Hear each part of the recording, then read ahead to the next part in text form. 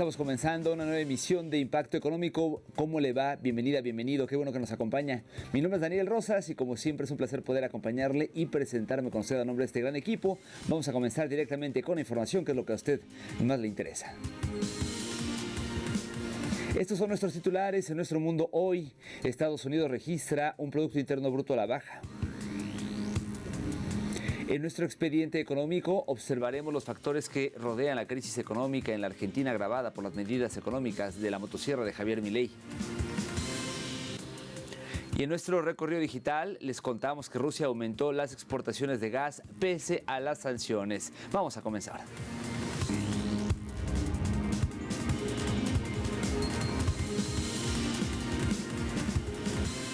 Vamos a comenzar el día de hoy con la economía de Estados Unidos, que cayó en el primer trimestre, y esto a causa de los aranceles de Donald Trump, según una nueva estimación oficial. La Oficina de Análisis Económico, BEA, reveló que el crecimiento económico de Estados Unidos registró una contracción en el primer trimestre de 2025, con una caída de 0,2% en términos anualizados. Este resultado marca un retroceso respecto al crecimiento del 2,4% observado en el cuarto trimestre de 2024.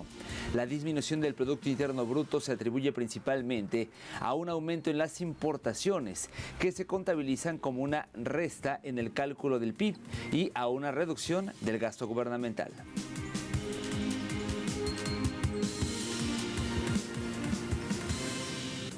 Y hablando de caídas estadounidenses, le contamos que los pedidos de bienes de capital básicos también disminuyeron en abril un 1,3%, lo que marca la mayor caída en 6 meses, según datos publicados por el Departamento de Comercio de Estados Unidos. Destacamos que los pedidos de bienes de capital excluyen los bienes de defensa y de aviación. Se consideran un barómetro de la inversión empresarial. Según un informe de los medios estadounidenses del martes, una encuesta muestra que el 55% de los estadounidenses encuestados cree que las políticas arancelarias de Trump no fueron claras y que los impactos de los aranceles han exacerbado la incertidumbre económica. Y en más información, la alianza OPEP+ u OPEP+, liderada por Arabia Saudí y Rusia, confirmó que mantendrá en vigor hasta finales de 2026 los recortes vinculantes de su oferta de crudo, que suman 3,6 millones de barriles diarios. Así fue anunciado por la Organización de Países Exportadores de Petróleo, la OPEP, en un comunicado al término de la edición número 39 de la reunión del plenario de ministros del ramo de los 22 países miembros de esa alianza.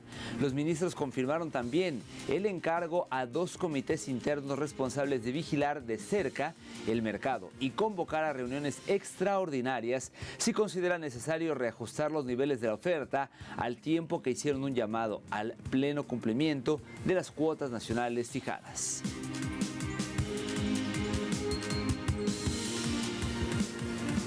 En la misma línea, Venezuela reafirmó la voluntad de consolidar la cohesión de los países OPEP+ u OPEP+. Ratificamos nuestra voluntad de seguir consolidando la unión y cohesión de los países frente a las incertidumbres y perturbaciones que enfrenta la economía internacional, fue lo que publicó Delcy Rodríguez, vicepresidenta ejecutiva de la República Bolivariana de Venezuela, en su plataforma social de Instagram y Telegram. Y del mismo modo detalló que participó en la reunión número 60 del Comité Ministerial de Monitoreo Conjunto de la OPEP, la edición número 39 de la reunión ministerial de la OPEP y no OPEP, y la 191, la reunión número 191 de la conferencia ministerial de la OPEP, donde se revisaron los fundamentos del mercado petrolero y el cumplimiento de los ajustes de producción dentro de la declaración de cooperación de OPEP+.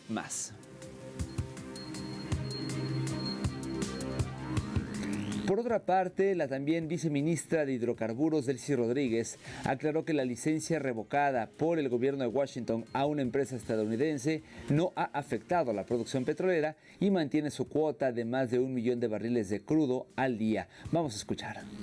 Los campos, Petroboscán, Petropiar, Petroindependencia, Petrojunín, Petrosucre, Petroquiriquiri, Petro Regional del Lago y Cardón 4 están en plena producción. Los trabajadores y las trabajadoras de PDVSA mantienen su plan de producción. A pesar de que tanto PDVSA como el socio B son víctimas de medidas coercitivas unilaterales. En el caso de Venezuela, ustedes lo saben, por la ley antibloqueo y por nuestra Constitución, no reconocemos otra jurisdicción que no sea la jurisdicción de la República Bolivariana de Venezuela.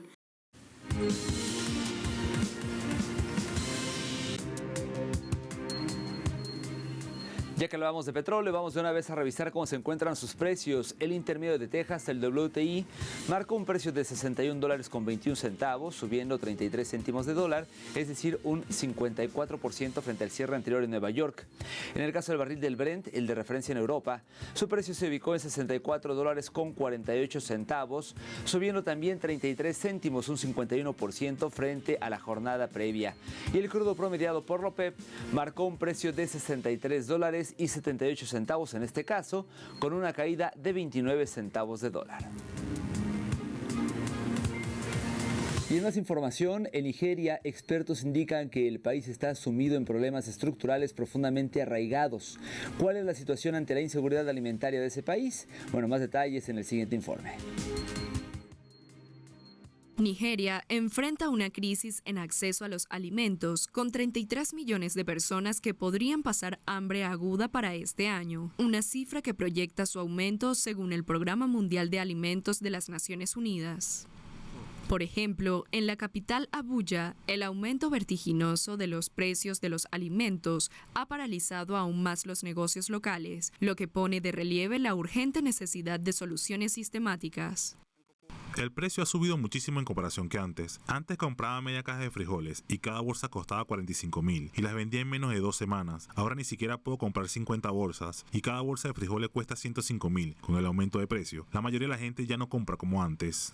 El país más poblado de África, con más de 220 millones de personas, enfrenta una grave crisis de desnutrición, en particular en la región norte, donde la pobreza, la inseguridad alimentaria, la atención médica inadecuada y los altos costos de vida son generalizados. Igualmente, tiene una de las tasas más altas del mundo de retraso del crecimiento entre los niños y 32% de los menores de 5 años se ven afectados, pese a ser un productor y exportador de petróleo. En este contexto, un economista agrícola nigeriano, Kamaldeen Raji, argumenta que la seguridad alimentaria depende de una producción robusta, combinada con una infraestructura mejorada, e instó a una mejor logística y almacenamiento para impulsar el crecimiento sostenible y el impacto regional. La seguridad alimentaria va más allá de la producción. Se trata de garantizar una alimentación equilibrada tanto para la producción como para el consumo. Así que si lo hacemos bien en el momento oportuno y lo convertimos en un sistema que sigamos desarrollando a lo largo de los años, deberíamos ser una nación plenamente nutrida. Necesitamos revisar la infraestructura y, siendo sinceros, diremos que la infraestructura es muy completa. Y si digo infraestructura, me refiero al almacenamiento y la logística. Si todo esto se complementa y el gobierno cumple su función de forma eficaz, podremos tener seguridad alimentaria. Y no solo seguridad alimentaria, sino que podemos influir positivamente en todas las naciones al otro lado de nuestras fronteras en África hoy. Los expertos afirman que la inseguridad es una de las principales causas de la desnutrición en el norte de Nigeria. Recordemos que en esa zona, los grupos armados expulsan a los agricultores de sus tierras y limitan los mercados. Esta violencia, aunada a los problemas climáticos, ha obligado a huir a más de 2 millones de personas. Además, los conflictos en curso también perturban la agricultura y la producción de alimentos. Las familias que regresan a sus tierras tienen miedo de cultivar lejos de las ciudades militarizadas, lo que las deja en riesgo de pasar hambre. La escasez de alimentos cada vez es más grave. Por tanto, los analistas del caso instan a invertir a largo plazo en almacenamiento, transporte y colaboración con el sector privado para abordar estos desafíos de forma sostenible. Momento de hacer una primera pausa, pero no se vaya. Al regreso de nuestro expediente económico estaremos abordando los efectos económicos que están generando la crisis en Argentina a causa de las políticas de la llamada motosierra de Javier Milei. Ya regresamos.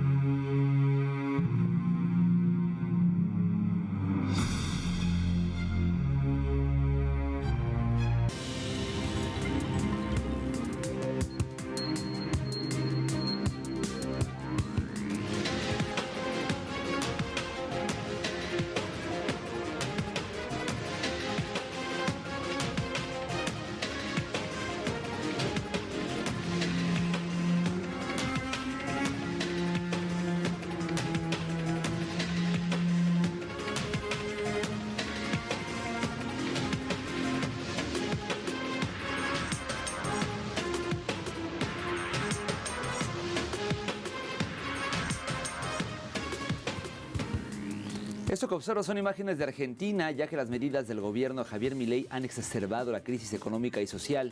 A continuación le ampliamos detalles en la siguiente historia.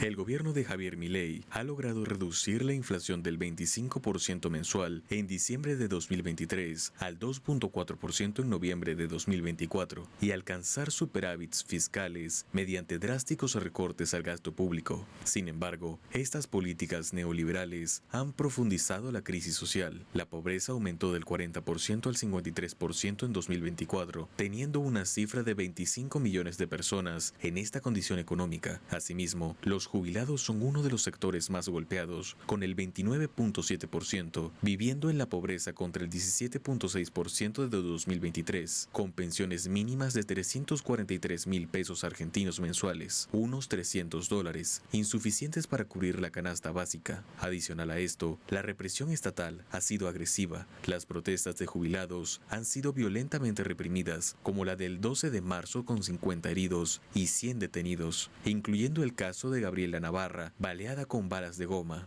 Pese a su retórica anti-FMI, Milei negocia un nuevo crédito de $20.000 millones con el organismo, justificado como saneamiento del Banco Central para eliminar el cepo cambiario. Esta medida contradice sus críticas pasadas a los acuerdos con el fondo, que calificó de inmorales. En 2022, Argentina ya debe $40.000 millones al FMI, con vencimientos por $17.100 millones hasta 2029, mientras que el gobierno celebra el apoyo de figuras como Trump y Elon Musk. Analistas alertan sobre el autoritarismo creciente y el desmantelamiento de servicios públicos, como el sector de la educación y la salud. Aunque Milei mantiene 56% de aprobación, el deterioro social plantea dudas sobre la sostenibilidad del modelo. La crisis económica de Argentina se origina en varios aspectos y algunos de los principales son los siguientes. Por un lado, la inflación, que ha sido un problema constante con tasas anuales que superan el 200% en algunos periodos. La pobreza y la indigencia, que ha afectado a gran parte de la población, con más del 50% de ella viviendo en la pobreza y un porcentaje importante en la indigencia. También hay que contar el aumento considerable del desempleo, dificultando aún más la situación de las familias argentinas. Una prolongada recesión con una caída del PIB y una disminución de la inversión. Sumamos a esta lista la pérdida sustancial del poder adquisitivo de los salarios debido a la inflación, afectando a trabajadores y jubilados. Además, muchas empresas se han visto obligadas a retirarse del mercado argentino, lo que influye negativamente en la inversión y el empleo. Y también hay que destacar el acceso a servicios de salud y alimentos, que se ha vuelto más limitado para muchas familias, además de que esta precariedad nacional se ve reflejada en el aumento del empleo informal. Y es que en medio de la crisis económica que vive Argentina, pues esta mantiene una inflación persistente del 2,8% en abril y del 11,6% acumulado en 2025. El índice de precios al consumidor de abril en Argentina registró un 2,8% mensual, acumulando 11,6% en el año y 47,3% de manera interanual. Según el INDEC, los rubros más afectados fueron restaurantes y hoteles, con un incremento del 4,1% por alzas en alimentos, bebidas fuera del hogar. También alimentos básicos posee un alza del 2,9%, con carne, lácteos y pan como principales impulsores, aunque el transporte subió 1,7% y el mantenimiento del hogar 0,9% mostraron un menor impacto. El núcleo inflacionario, excluyendo regulados, subió 3,2%, poniendo en evidencia presiones estructurales. Y por otro lado, las nuevas políticas arancelarias también golpean a las pymes nacionales. El gobierno de Javier Milei eliminó los aranceles a la importación de celulares y electrónicos, medida que según el Ejecutivo bajaría los precios para consumidores. Sin embargo, pequeñas y medianas empresas alertan sobre el impacto devastador. 55,33% de las pymes ya enfrentan retrasos en cobros y caída de ventas. En Tierra del Fuego, polo industrial electrónico, podrían perderse empleos de manera masiva. Asimismo, mientras los salarios no cubren la inflación, los costos locales de energía, alquiler y otros siguen a la alza. Con poca plata circulante, los precios bajos no reactivan el consumo, advirtió Julián Moreno, presidente de la Asamblea de Pequeños y Medianos Empresarios. Y por su parte, el ministro uno de los ministros admitió riesgos laborales, pero también defendió el ahorro para los consumidores.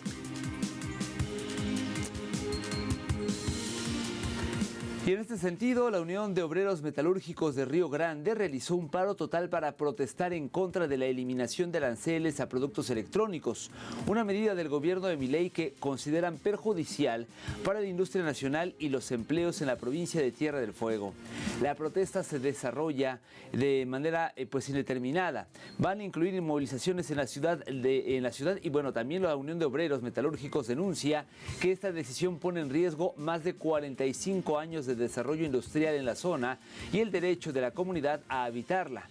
Analistas señalan que la medida podría tener un fin electoral, ya que el gobierno busca captar votos en las próximas elecciones, usando temas como la reducción de aranceles y el endurecimiento migratorio para ganar más apoyo político.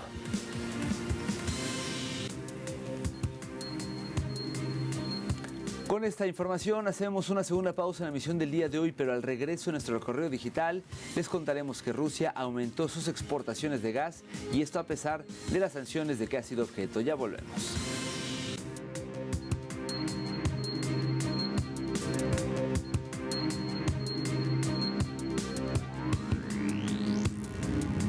Estamos de vuelta en Impacto Económico. Gracias por continuar con nosotros. Momento de iniciar nuestro recorrido digital.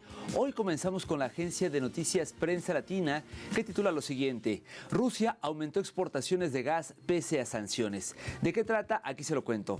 De acuerdo con esa publicación, el país incrementó las exportaciones de gas natural licuado en 2,1 millones de toneladas en comparación con 2023, según medios locales. Dice esta nota que las cantidades exportadas se incrementaron desde 31,4 millones hasta 33,5 millones de toneladas, por lo que Rusia mantuvo el cuarto lugar en la lista de los volúmenes de gas natural licuado suministrados al mercado mundial. En tanto, el mercado de gas natural licuado creció en este periodo desde los 401 hasta los 406 millones de toneladas, de los cuales más de un tercio de los suministros los hizo Rusia.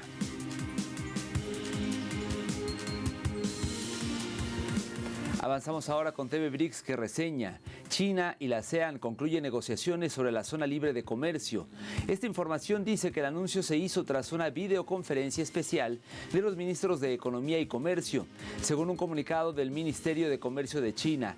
Dice la fuente: China y la ASEAN son los mayores socios comerciales entre sí y el CAFTA 3.0 está preparado para consolidar aún más sus lazos económicos.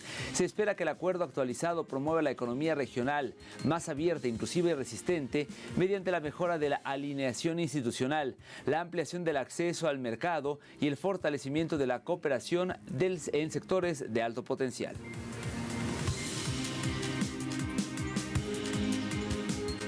Y para finalizar nuestro recorrido digital lo hacemos con el portal Prensa Libre de Guatemala, que nos muestra en su titular: Gobierno mantendrá hoja de ruta pese a la incertidumbre por el arancel del 10% de Estados Unidos.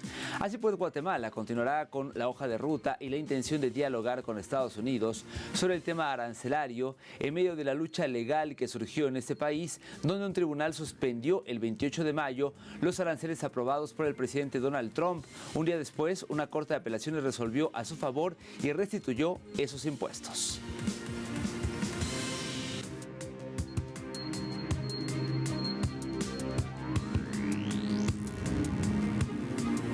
Y así es como llegamos al final del programa. Gracias como siempre por habernos acompañado hoy y esta semana.